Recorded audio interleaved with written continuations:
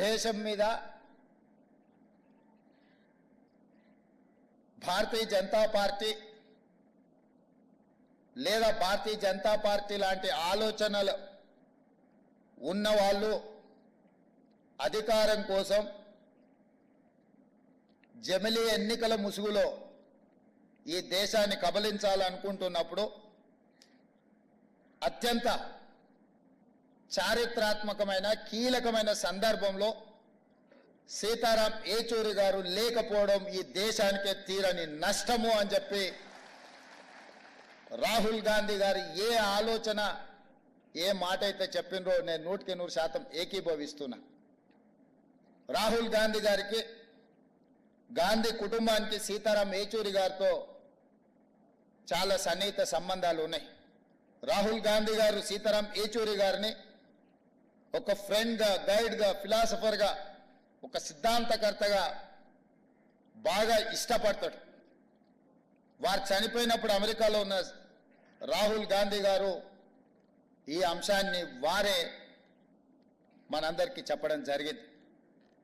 ఈరోజు దేశ రాజకీయాలలో యునైటెడ్ ఫ్రంట్ ఏర్పాటు చేసినప్పుడు జైపాల్ రెడ్డి గారితో పాటు సీతారాం ఏచూరి గారు అత్యంత కీలకమైన పాత్ర పోషించి జాతీయ రాజకీయాలలో ప్రజల పక్షాన నిలబడాలన్న ఆలోచన చేసినప్పుడు వారు బాధ్యతాయుతమైన బాధ్యతను నెరవేర్చారు.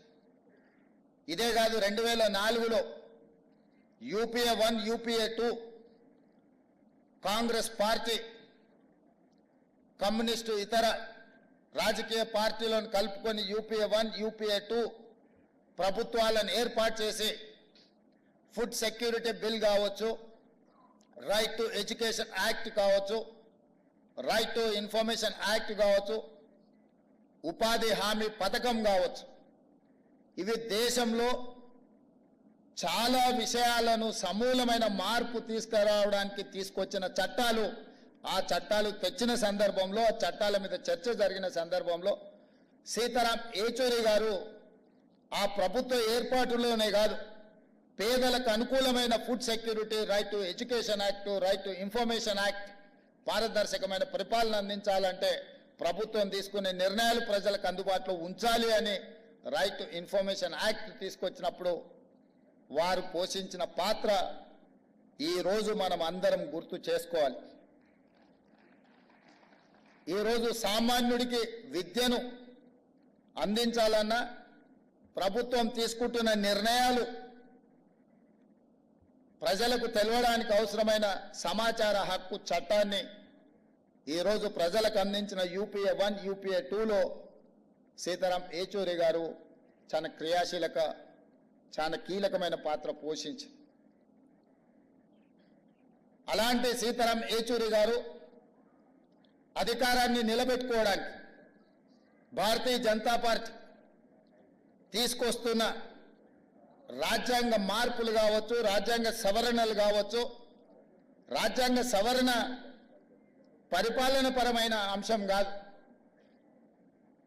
యూనియన్ ఆఫ్ స్టేట్స్, రాష్ట్రాల యొక్క సమ్మిళితమే, రాష్ట్రాల యొక్క కలయికనే ఈ దేశం. యూనియన్ ఆఫ్ స్టేట్స్ అనే స్పిరిట్ని ఈరోజు దెబ్బతీసి జమిలీ ఎన్నికల ముసుగులో తమ ఆధిపత్యాన్ని నిరూపించుకోవాలని చెప్పి బీజేపీ చేస్తున్న ప్రయత్నాన్ని తిప్పికొట్టాలి. ఈ తిప్పికొట్టాల్సిన కీలక సమయంలో సీతారాం ఏచూరి గారు లేకపోవడం ఇది దేశానికే తీరని లోటు. ఇది సిపిఎంకు, కామ్రేడ్ కార్యకర్తలకు కాదు.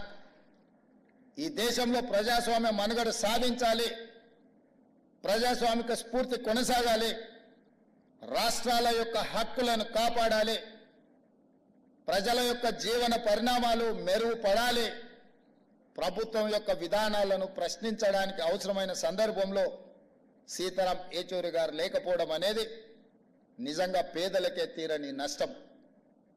అందుకే మన ప్రాంతం నుంచి జాతీయ రాజకీయాలలో నేను ఈ మధ్యకాలంలో చాలా సందర్భాలలో ప్రస్తావించిన, జాతీయ రాజకీయాలలో తెలుగు వాళ్ళ ప్రాధాన్యత, నమ్మిన సిద్ధాంతం కోసం కట్టుబడి ఉన్న వాళ్ళ సంఖ్య క్రమేణా తగ్గుతూ పోతుంది. కనీసం మనం చెప్పుకోవడానికైనా మనకు ఒక దిక్సూచిలాగా ఉండాల్సిన సీతారాం ఏచూరి గారు మన మధ్యలో లేకపోవడం చాలా బాధాకరం. ఏది ఏమైనా వారు కేరళలో కాంగ్రెస్ వర్సెస్ కమ్యూనిస్టులు ఎన్నికలలో కొట్లాడిన జాతీయ స్థాయిలో కలిసి పనిచేసి బీజేపీ శక్తులను నిర్మూలించడానికి కాంగ్రెస్ కమ్యూనిస్టులు కలిసి పనిచేయడానికి సీతారాం ఏచూరి గారు తన సమయస్ఫూర్తితో సమన్వయంతో దేశ రాజకీయాలలో కాంగ్రెస్ను కమ్యూనిస్టులను కలిసి పనిచేసే విధంగా ప్రజల యొక్క కోణంలో నిర్ణయాలు తీసుకోవడంలో వారు చాలా కీలకమైన భూమిక పోషించారు. అలాంటి వ్యక్తులు చాలా అరుదు. ఈరోజు అలాంటి వ్యక్తులు భూతద్దం పెట్టి ఎత్తికినా కనిపించేది కష్టమైన సందర్భం. వారి ఆలోచనలు, వారి విధానాలు భవిష్యత్తులో చాలా అవసరం ఉంది. వారి స్ఫూర్తిని ఇంత సాంబశివరావు గారు చెప్పారు.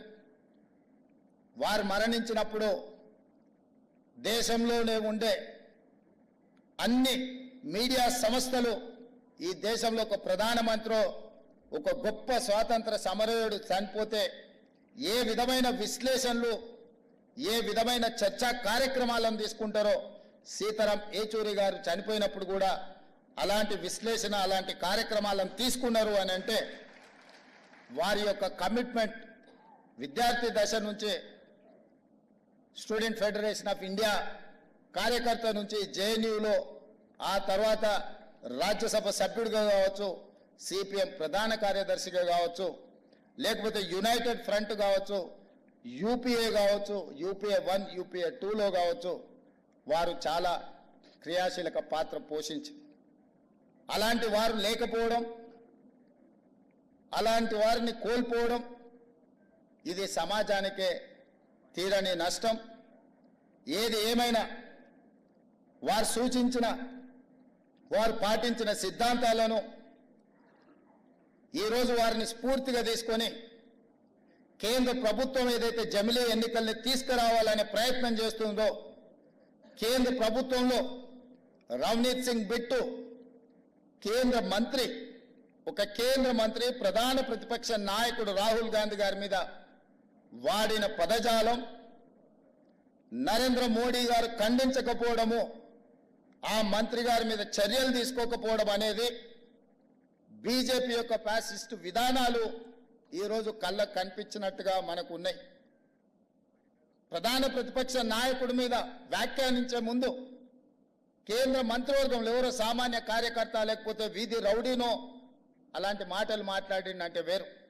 నరేంద్ర మోడీ గారి మంత్రివర్గంలో ఉన్న మంత్రి ఇట్లాంటి భాష, ఇట్లాంటి ఆలోచన విధానంతో మాట్లాడడము ఇది ప్రజాస్వామ్య స్ఫూర్తికి మంచిది కాదు.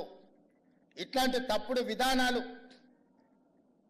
ఇలాంటి భాష ప్రయోగాలు చేసినప్పుడు ఒక జడ్జి లాగా వ్యవహరించే సీతారాం ఏచూరి గారు లాంటి లేకపోవడం మనందరికీ ప్రజాస్వామ్యానికి కూడా నష్టం అని చెప్పి నేను ఈ సందర్భంగా తెలియజేయదలుచుకున్నా.